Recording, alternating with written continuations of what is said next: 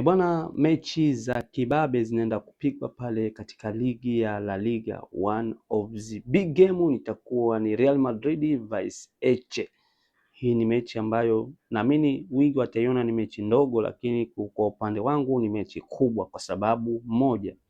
Real Madrid kisaikolojia ya wachezaji wanajipanga kwa ajili ya UEFA Champions League kwenda kufuzu robo finali. Nakumbuka kwamba Real Madrid alicheza wiki hii na kupata ushindi wa goli 3-0 dhidi ya Manchester City pale Santiago Bernabeu. Wiki inayokuja manake anaenda kucheza ugenini. Kwa hiyo kwa nini nakwambia hii mechi inaenda kuwa ngumu? Inaenda kuwa ngumu kwa sababu Madrid hatotakiwa kuteza kwa nguvu zote kwa sababu ya wachezaji wake kujilinda kwa ajili ya UEFA Champions League.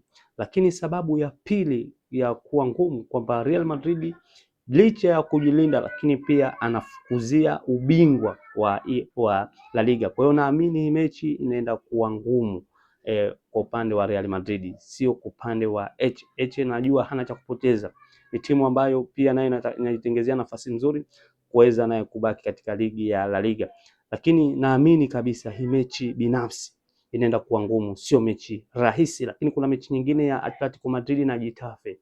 Hii ni mechi ambayo naamini pia nayo itakuwa ngumu. Atletico Madrid ni timu ambayo nimeiangalia kwa upande wa UEFA, ni miongoni mwa timu ambazo tayari ishapitisha mguu mmoja kuelekea katika hatua ya robo finali. Kwa hiyo wana confidence za kutosha, na mimi kwa upande wa Atletico Madrid anaweza akafanya vizuri. Lakini Girona na Atletico Club, mechi ambayo pia inaendelea siku ya leo hii, itakuwa mechi nzuri.